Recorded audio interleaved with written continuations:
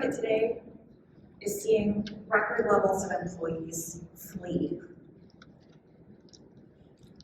looking for work elsewhere, outside not just jobs, but companies. And in many cases, not having anything else lined up yet. They're just one out. Industry reports would tell us that they want upward mobility, they want more money, they want remote work, they want challenging tasks. But the words are changing, the terms sound fancy. They're not telling us anything they haven't been telling us for the last 2 or more decades. This is nothing new. Now, if you've had the privilege of reviewing employee engagement survey results, someone in HR or an external consultant brought in to protect employee anonymity has told you people don't leave a company or a job, they leave a boss. People leave a boss. You've heard it, it's almost cliche. But I would posit that people is plural. A person may leave a boss, but people indicate a trend. And people leave when they no longer feel connected to culture. Specifically, when they no longer see the company's expression of their values being lived out in the way they expected. This tells us what people are looking for. What's missing is why they're leaving in the first place. People don't leave because we are inferring that people leave for those reasons. But HR has already told us they don't leave for that reason. They leave because they're not happy with their boss. But when massive amounts of people are leaving, it's not because every boss you have sucks. Now, you can debate that fact. But if every boss you have sucks, I would posit we go back to culture. The expression of the cultural values you claim to have. Great. If we're talking about corporate America, we would all agree that healthcare is different. We are different. You've said that before. I've said that before. We're different. We're different than the healthcare in California. We're different than healthcare on the East Coast. We're different than other healthcare providers. We're different. We do something different. We have special challenges. We have a unique culture. We have special physicians because nobody else has difficult physicians or amazing physicians or unique services that nobody else offers or a majority Medicare or Medicaid payer base. Nobody else has the challenges we have. We're special and we're connected by our culture, our values, our mission.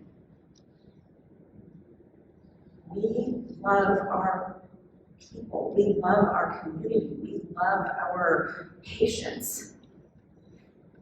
And every one of us believes that. We also know that COVID has been incredibly difficult, probably one of the worst crises that the world has experienced in a generation. But doesn't crisis normally bring out leaders? Doesn't crisis normally bring out the best in people? So why are people fleeing? Why are people walking out the doors of your healthcare system? Why are people leaving the doors of your clinic?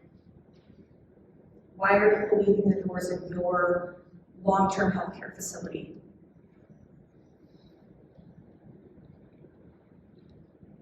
In this instance, we are not different. We are not living up to the expression of our values that we claim to have.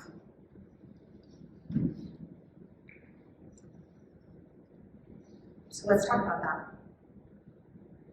Healthcare, if not all of corporate America, but we're talking about healthcare today, healthcare must reframe our understanding of a career from the concept of a ladder to a regenerative growth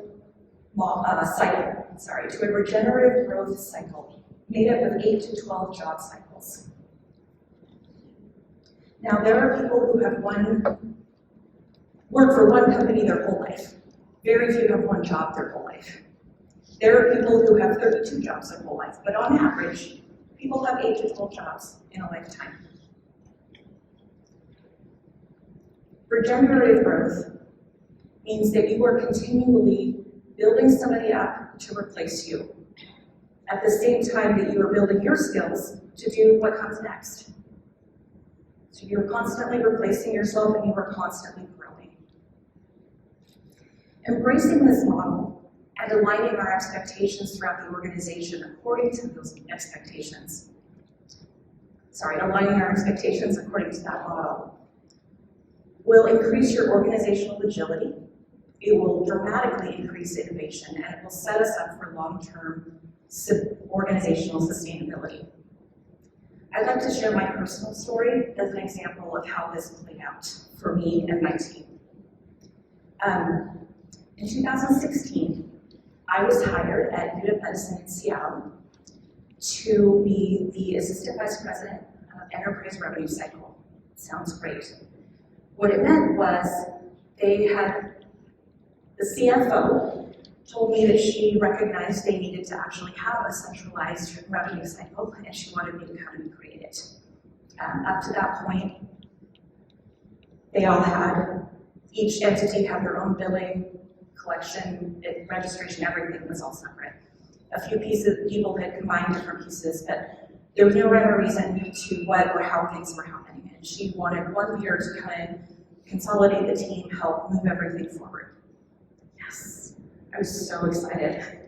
I love a new project, I love a turnaround, I love team building and puzzles where we get to help save something, lives, organizations, profit lines. I love high stakes. So I was ready to go. Now, anyone who's been to even one business course knows that the first 3 months of any job are spent normalizing the expectations of the leader who just took the job with the reality of the organization they just took it in. Your first 3 months, you take all the hopes and expectations of what you want or what you think is going to happen, and they get compared to the organizational realities of actual and functional, I should say official and functional organizational structures. Personalities, organizational priorities, financial structures, resources, make up the list. We've all been there, right? You have a list in your head of what surprised you the last time you took a new position, or what surprised you the last person you hired. So let me share with you what I learned in my first 3 months at UW Medicine. UW Medicine is not actually an organization. It's a federation, it's a brand that covers 9 separate entities with 9 separate board of directors, 9 separate CEOs, 9 separate tax IDs. There is no one person in that organization who can make a decision for the entire organization. And the CFO had not communicated that she wanted a centralized revenue cycle, why it was important, and not gotten any buy-in. So the goal I had been tasked with doing was a secret. Who doesn't love a good secret? Secondly, the organization was in significant financial trouble. My first year there, they experienced record losses. The team that I did inherit, that did directly report to me, did not have the skills, training, or tools to even meet basic industry standards in any setting. The leadership team was there because they had always been there, and they were just doing things the way they'd always been done. They didn't have the reporting to understand when things weren't going well, couldn't answer questions. But very dedicated to the organization and very passionate about patients. So the energy was there, the attitude was there, nothing else. Oh, that's right, the CFO that hired me quit. And the new CFO that they hired started 30 days after I started, and she had never worked in healthcare before. Great lady, smart, articulate, energetic, super excited, 0 healthcare experience.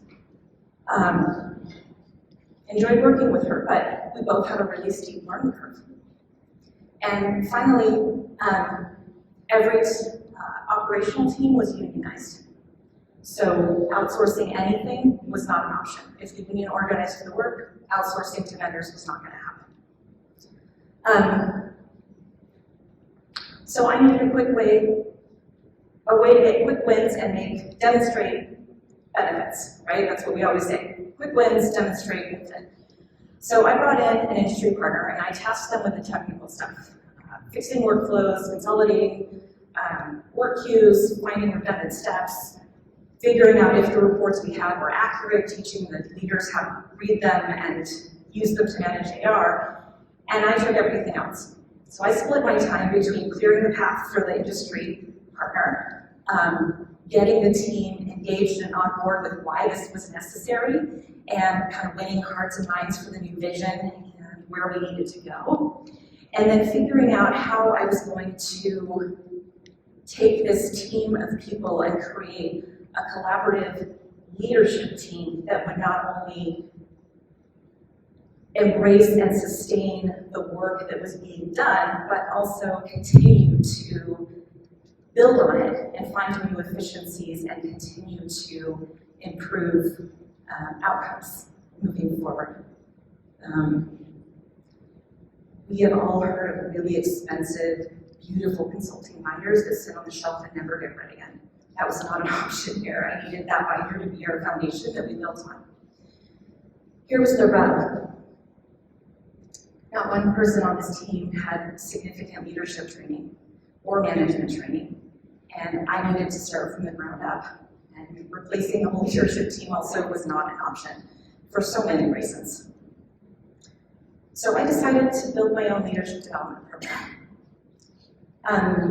I came up with a list of core leadership competencies.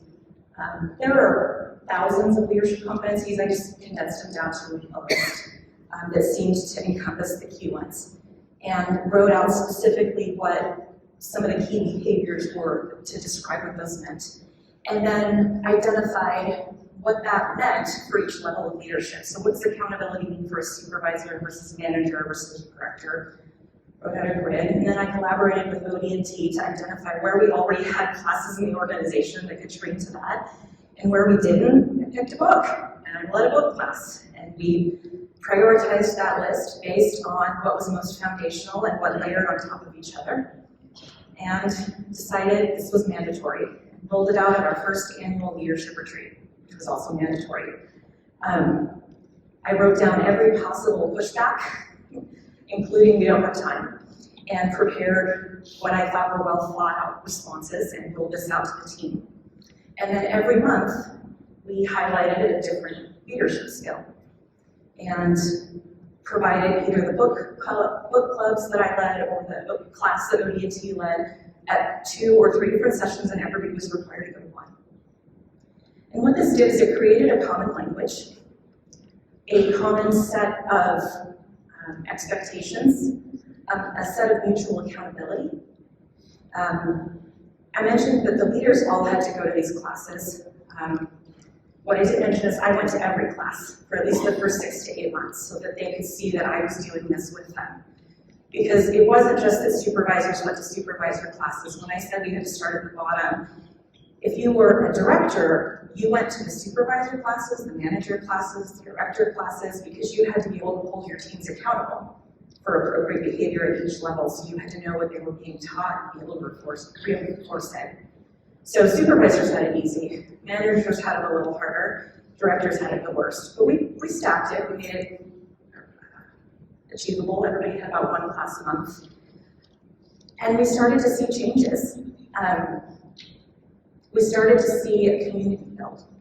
We started to see people trust the safety of the team, that it was okay to show vulnerability, that other people were insecure about holding their teams accountable as well. We started to talk about the fact that as a leader, it was their job to create safety, not their staff. That they needed to be able to have a hard conversation and know how to do it, and that's why we were having these classes. Then I set aside office hours every week, and invited people in, and so people would make appointments and come in and talk about their career growth.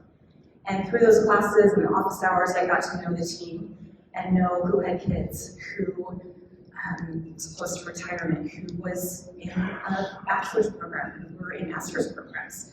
Some of them were, who were in certification programs, etc.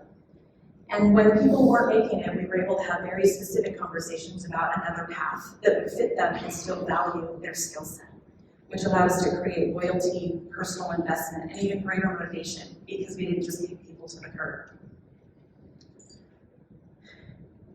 We also asked everybody to continually go through their job assessment cycle with themselves and their level up, assessing the skills that they had, the skills they wanted, where they were at in their life, what they needed. And we started helping people slot into the appropriate position. Comparing that with the latter, historically, leaders have just been in a position forever and never moved on, so people had no way to move up.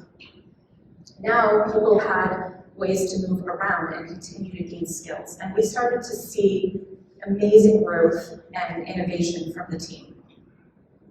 We saw teams come together to solve problems that they've never seen as problems before. We came together to see teams implement productivity and quality standards. They've been negotiated, decided that implementing them in a consistent manner that the union didn't agree took a really long time. And when they won that battle, the one team that struggled with that ended up becoming a leader for the organization and giving lessons learned classes and helping others do the same and getting better input from their own teams on how to do that. And we also saw that when something happened, we had more and more people step up and ask for opportunities to try new things in new areas. So it was less difficult to find somebody who knew how to take on a new project or a new legislative initiative. So it dramatically increased our ability to respond to the changes in the industry. Our own team started coming up with their own innovations. They answered their own questions. And they also grew to be able to train their own replacements and leaders.